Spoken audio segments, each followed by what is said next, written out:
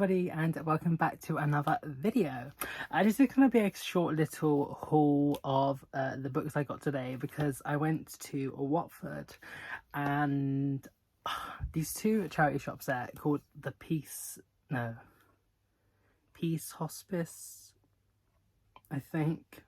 I'll put it there. One of them does 5 books for £1, the other one does 3 books for £1, and it's been the same offers like the past 3 times I've been, and there's been like a couple months in between. So if you're in the mood for some books and you live near Watford, check them out. But anyway, I just wanted to show you the books I got today, because here's my little stack. I got 6, so I got the 5 for £1, and I got one from the other shop, just for 50p on its own.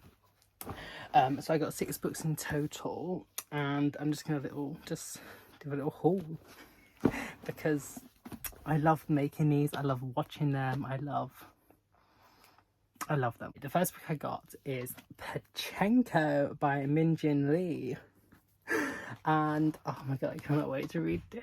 It is quite fat, it is a hefty one, but I cannot wait. I haven't read the blurb because I watched the Apple TV show, like series 1. It's maybe in 3 parts, I think, and the book is split into 3 separate books in the one, and I think each one is only about that certain period. I don't actually know, but it's basically about Sunja, who is the main character through these different through the different generations of her family, and she is a Korean woman, and it's about her growing up in a little fishing village, and then the Japanese occupation, moving to Japan, and then just her family and stuff, and it's meant to be really good, so I cannot wait to read this. And I really enjoyed the show, so I cannot wait to read this. I'm so excited. Yes. And then the next book I got is Noughts and Crosses by Mallory Blackman, and I'm not too sure, I think it's been signed, that's her signature, but I don't know if it's been printed on or it's actually been signed, I don't know. But it also has the little novella, An Eye for an Eye, at the back of it, so that's cool.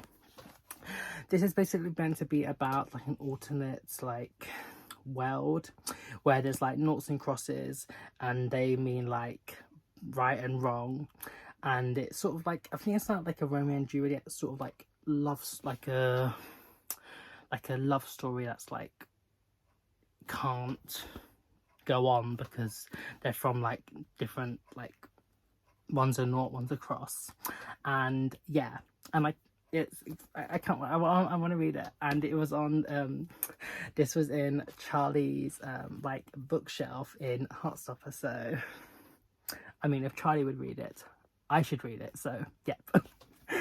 And then the next book I got is I was I've never heard of this person, which I don't know, but this is Delight. This is the 70th anniversary edition, J.B. Priestley, and it's a collection of 114 little essays that are just about loads of different things, and they're super short. They're literally I think the most I've seen is ones that are 3 pages or something, and they're all just loads of different things. And then there's little illustrations that is done by his great granddaughter, Tabitha Wycombe, and yeah, and it literally looks brand new, and it just looks so nice. And I just I sometimes just having a little just a little tiny little story, a little snippet, and it's not poetry where it's gonna be profound, really make you think. It's just a little essay. It's just a little, just a little something to read. So I love it. I just holding it in my hand, I'm obsessed. I love books. And then the next one I got is The Death and Life of Charlie St. Cloud by Ben Sherwood. I don't think I've seen the film. I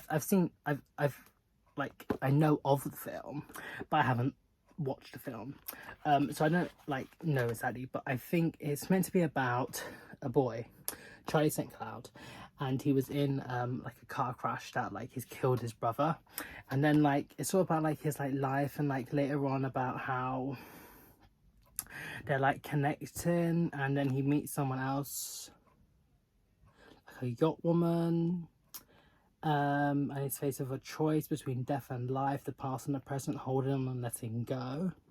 It is a romantic and exhilarated novel about second chances and the liberating power of love.